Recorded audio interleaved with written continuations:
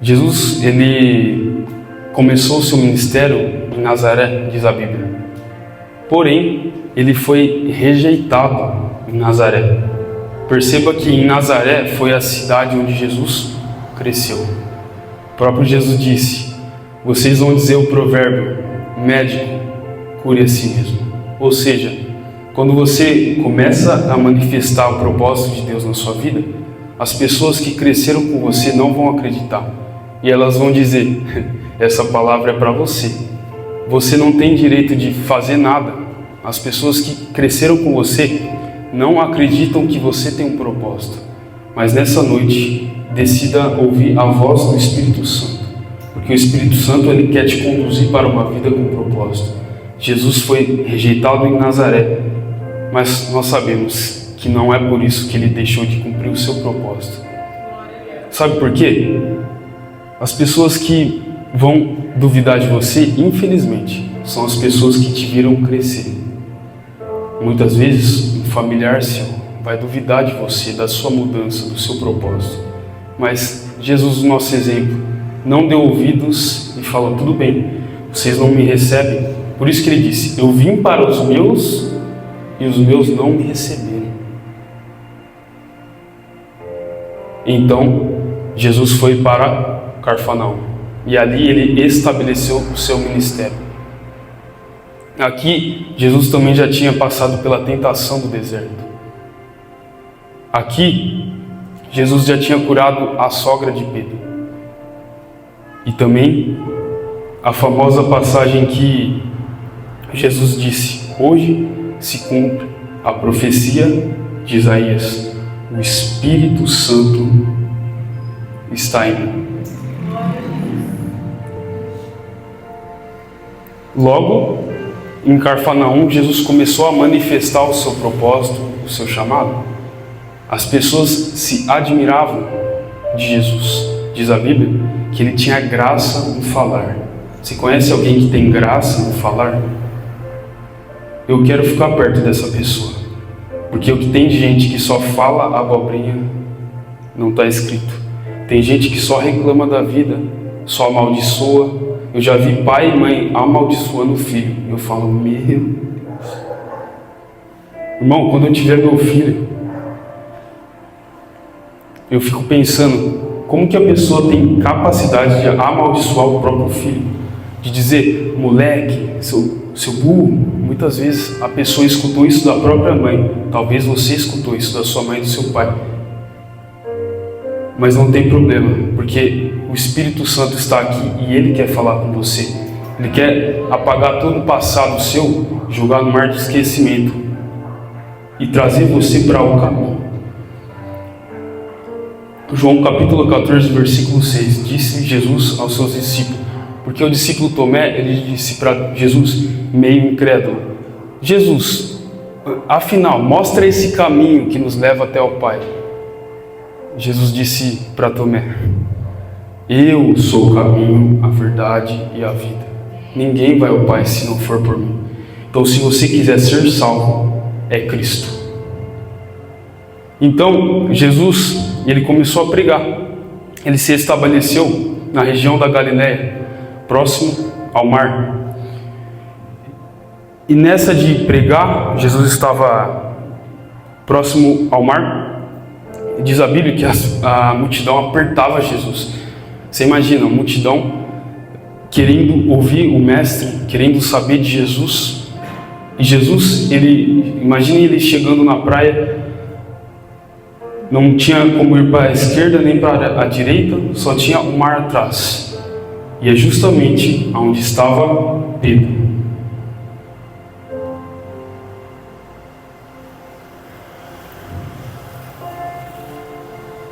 Tem gente que não imagina que um mestre acabou de chegar. Você talvez não imagina o que Jesus vai fazer na sua vida, mas Pedro, ele passou a noite inteira pescando e não conseguiu pescar. Pedro, ele era empresário, diz a Bíblia que ele tinha como sociedade João, e ele tinha essa empresa de pesca. Jesus pregando aqui durante o dia, a multidão começa a apertar ele. Jesus chega à praia, não tem para onde ir, só tem o mar. Ele observa que tem o barco de Pedro. E a Bíblia diz que Pedro passou a noite inteira pescando, tentando pescar, melhor dizendo, e não conseguiu. Você imagina o humor de Pedro, como que estava. Irmão, eu já trabalhei à noite. Eu chegava em casa, minha mãe falava bom dia, eu só respondia Você imagina como que estava o humor de Pedro. Eu já trabalhei à noite, eu sei muito bem. Só que, pelo menos, quando eu trabalhei, eu recebi. Agora Pedro passou a noite inteira pescando, ou seja, o seu sustento estava ali, e ele não conseguiu pescar nenhum peixe. O pão da mesa da sua família estava ali, naquele mar, e ele não conseguiu pescar.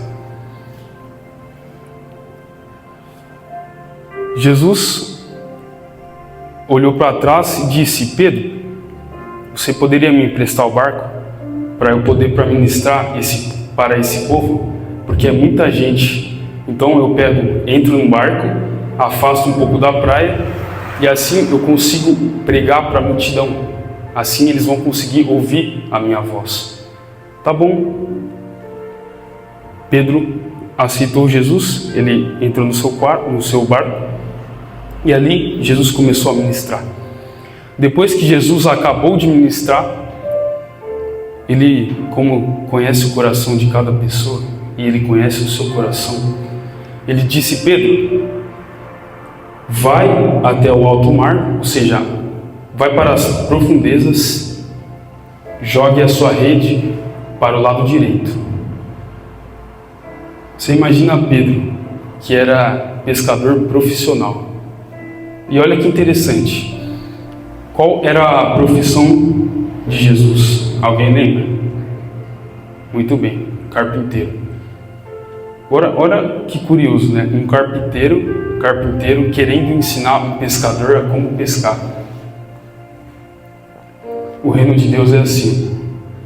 O reino de Deus não tem lógica. Muitas vezes você não vai entender Jesus. Você não vai entender o porquê que Jesus está te pedindo algo. Muitas vezes está pedindo para você parar com esses hábitos. Jesus está pedindo para você abandonar certos lugares que você tem frequentado e você não entende nada. E você começa a perguntar: por que, Jesus, o Senhor quer que eu abandone isso? Ou por que Jesus, você quer que eu faça isso? Você não vai entender muitas vezes o que Jesus está pedindo para você. Mas faça uma coisa, faça como Pedro. Sob a tua palavra lançarei a rede. Chegou um momento da sua vida em que você precisa confiar na voz de Jesus, porque a voz da circunstância atual está dizendo que você não vai chegar em lugar algum, está dizendo que você vai se afundar na depressão e vai morrer lá no seu quarto, mas Jesus está falando para você: vai e jogue a rede do lado direito. E você precisa fazer como Pedro. Sob a tua palavra, Jesus, eu vou lançar a rede. A Bíblia diz que Pedro pescou tanto peixe que o barco começou a afundar. Quando o barco começou a afundar, a Bíblia diz que Pedro começou a gritar para todo mundo, para os barcos que estavam em volta: socorro, vem me ajudar, é muito peixe, o barco está afundando. E chegou um momento em que os peixes eram tanto que começou a afundar os outros barcos, de tanto peixe que Pedro havia pescado. Sabe o que eu aprendo com isso? É que no reino de Deus não tem concorrência. Você imagina, os barcos que estavam ao redor de Pedro eram as empresas concorrentes. Agora, você imagina como que ficou a cabeça do povo que estava ao redor? Peraí, o meu concorrente quer que eu vou e participo dessa bênção? É porque no reino de Deus você ganha para ajudar as pessoas. No reino de Deus você recebe poder para abençoar as pessoas. Você recebe cura para curar as pessoas. No reino de Deus não tem ego. No reino de Deus não tem soberba.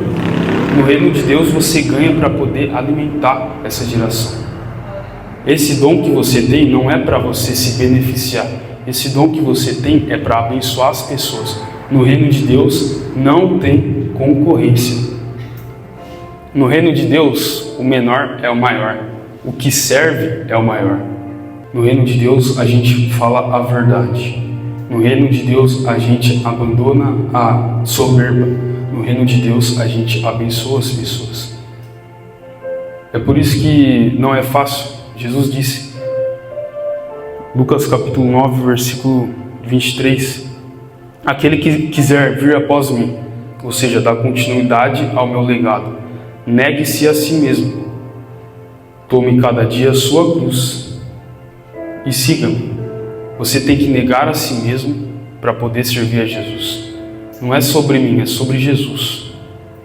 Tudo que eu tenho é seu, diz uma canção, e tudo que eu sou é seu. Não é sobre você, é sobre Jesus. E você vai se tornar um discípulo. Vai fazer como a irmã bem disse.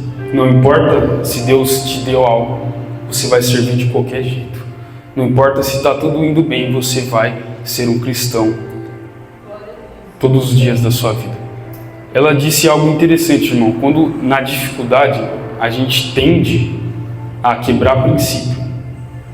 Então, quando você está passando por um momento difícil, você tende a reagir. Então, você sofre e você começa a olhar para as pessoas como que elas também têm que sofrer. Você não ganha e você deseja que as pessoas também não ganhem, porque você está sofrendo e você tende a quebrar princípio. Porque você teve um dia mal, você está tratando as pessoas também da mesma forma. Não quebre princípio, mesmo que o dia não seja o melhor. Seja fiel, seja firme, sempre abundante na obra do Senhor, diz Paulo. Ou seja, seja constante, não quebre princípio. E creia que você vai ter a vida transformada, irmãos.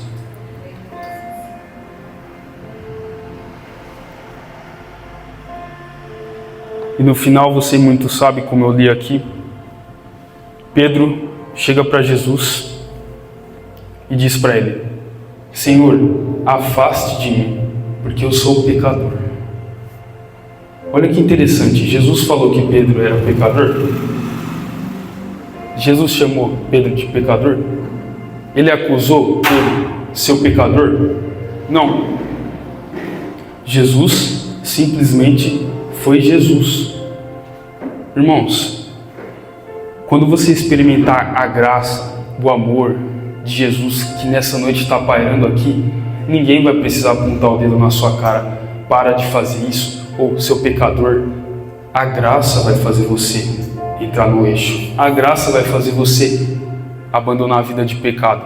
Ninguém precisa chegar em você e falar seu pecador, como muitas pessoas aí fazem, como muitos fariseus que apontam o dedo sem fruto. Irmãos, eu me recuso a apontar o dedo, muito menos se eu não tiver fruto. Você, mesmo tendo fruto, já não é para apontar o dedo. Imagina os fariseus que conhecem da Bíblia, mas não tem fruto. A Bíblia diz que a letra por si só, ela mata. Se não tiver o Espírito em você, a letra mata. Então tem muitas pessoas que conhecem a Bíblia, mas não a praticam. Jesus disse, aquele que conhece, ou melhor, aquele que ouve as minhas palavras e as pratica, é semelhante ao homem prudente, que firmou, que construiu a sua casa sobre a rocha. Então, quando você pratica a palavra, você é uma pessoa prudente e você vai experimentar, como ela bem disse, a boa, perfeita e agradável vontade de Deus. A graça é o suficiente, irmãos. Ninguém vai colocar uma arma na sua cabeça e falar para você parar de pecar, parar de viver essa vida mundana. Quando você vê Jesus, Jesus vai se tornar suficiente. Jesus é suficiente, irmãos. Você não precisa da bebida para ser feliz. Você não precisa da droga para ser feliz. Você não precisa muito menos de nenhuma pessoa do seu lado. Se a graça estiver sobre você, se Jesus estiver sobre você, isso basta. Eu creio que nessa noite Jesus vai curar a depressão, a ansiedade. Irmãos, não me ouve a palavra. Amém? Em nome de Jesus, depressão, ansiedade está caindo por terra agora. Porque Jesus disse: vocês vão fazer as mesmas obras que eu fiz e obras ainda maiores. Então eu tomo posse dessa palavra, Jesus. E assim como o Senhor curou aquele endemoniado, ou melhor, expulsou o demônio daquele endemoniado na sinagoga lá em Cafarnaum, eu creio que todo espírito maligno nessa noite vai cair por terra. Eu sou um discípulo de Jesus, então eu tomo posse. Eu tomo posse das Sagradas Escrituras. E Jesus disse: vocês podem fazer as mesmas obras que eu fiz e obras ainda maiores.